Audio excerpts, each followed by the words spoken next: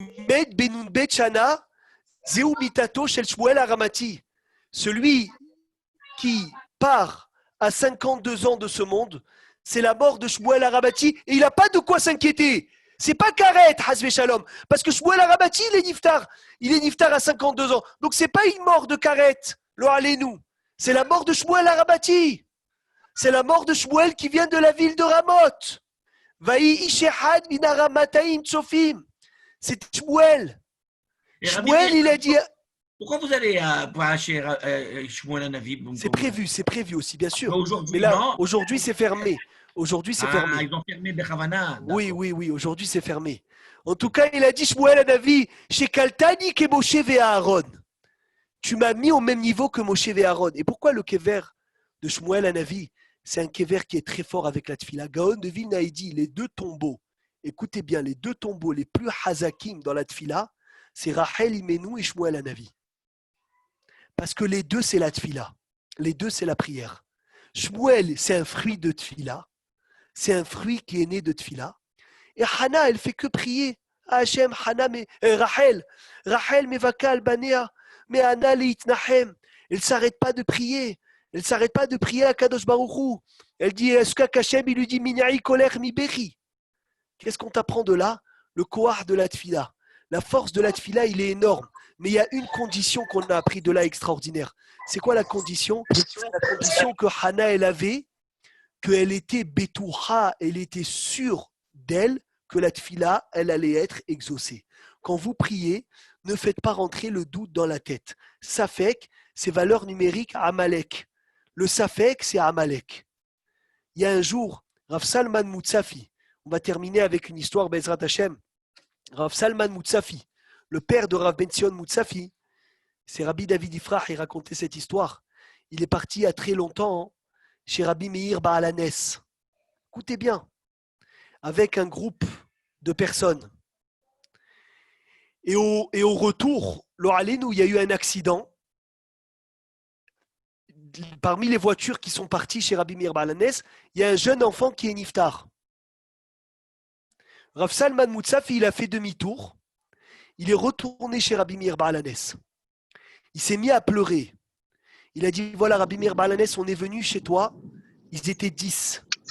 On est hayav de retourner à la maison à 10 personnes. Et il a dit, je ne bouge pas de là tant que le bébé, le jeune, il ne se relève pas. Et il pleurait toutes ces marottes de son corps. Et il a dit, Rabbi Meir, on est venu à 10. On doit rentrer à 10. Et Béhémet Agamour, c'est pas le bébé, il a eu Triat Ametim. Le jeune, il a eu Triat Ametim. Le jeune s'est relevé. Sachez une chose, que pour Triat Ametim, c'est rien de faire Triat Ametim. C'est pas grand chose. Ne croyez pas. Les Gdolim, ils peuvent faire Triat Ametim très facilement. Très facilement, ils peuvent faire Triat Ametim. Alors pourquoi on n'arrive pas à le faire? Il dit la Shita Mekubetset. Parce que quand tu pries pour qu'un mort y revive, tu le pries Béchéker. Tu n'es pas vrai avec toi-même. Tu y crois pas. Mais si tu y crois vraiment, le bébé, il va se lever. Si tu y crois vraiment, le mort, il se lève. Mais nous, malheureusement, quand on dit Mehaya Ametim dans la tfila, si je t'arrête et je te dis bébé, c'est vrai Mehaya Ametim? C'est vrai, les morts, ils vont se relever, tu y crois vraiment? Non, je sais pas, je dis comme ça la tfila Mehaya Ametim. Ben, ça ne peut pas marcher. Parce qu'on n'y croit pas à 100%. Il y a une femme, elle n'arrivait pas à avoir d'enfant avant la création d'État d'Israël. Ça fait 80 ans, cette histoire. Et toutes les années, elle montait à Méron, chez Rabbi Shimon Bar Yochai. Et elle a fait toutes les tfilotes, les tikkunim. Et elle a dit, Hachem, je t'en supplie, si tu m'envoies un enfant, je l'appellerai Shimon comme Rabbi Shimon Bar Yochai. Et Odul Hachem Kitov, après 20 ans de mariage, elle a eu un garçon.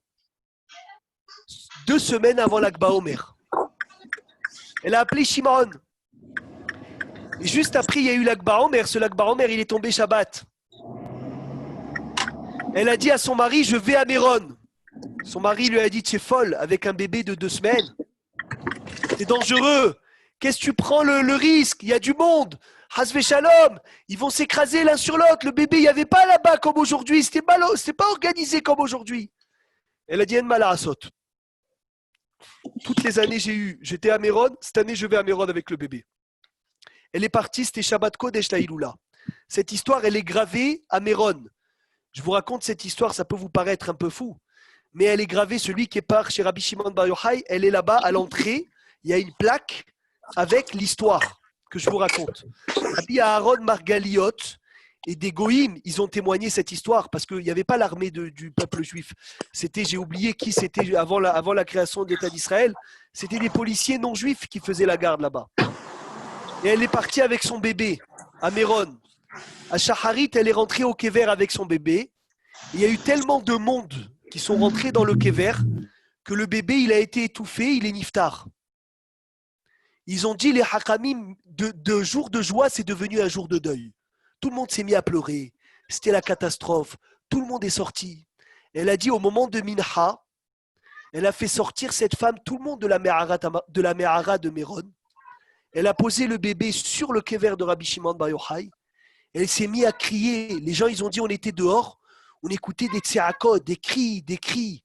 Rabbi Shimon, Rabbi Shimon, je suis venu avec ce bébé. Je jure sur ton nom que je ne bougerai pas de là tant que je ne l'entends pas pleurer. Et ils ont témoigné qu'ils entendaient la femme pleurer Bedmaot. Et quand les pleurs de la femme sont partis, alors ils ont entendu le bébé qui s'est levé.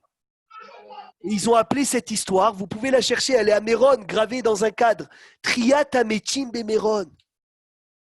Il y a eu la résurrection des morts à Méron. Parce que quand elle a prié, elle croit que c'est vrai. Elle a dit c'est vrai, c'est Émet. Il va se lever le petit. Mais nous les Tsaharé, nous Arabes, des fois quand on prie, on n'y croit pas. On m'envoie des noms pour des malades.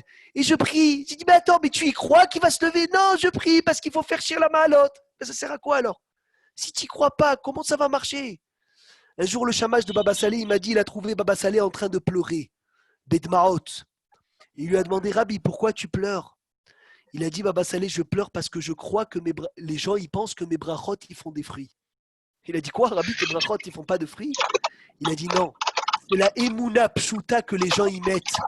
C'est la Emouna Pshuta que les gens, ils sont sûrs que ça va marcher. C'est grâce à ça que ça marche. C'est grâce à ça que ça marche. Justement, je voulais dire, croire c'est quoi? Croire, est-ce que c'est à un certain moment mettre tellement les tripes et l'âme que les yeux commencent à larmoyer et qu'on commence à voir les larmes tellement on se sent petit et qu'on a besoin que ça s'accomplisse?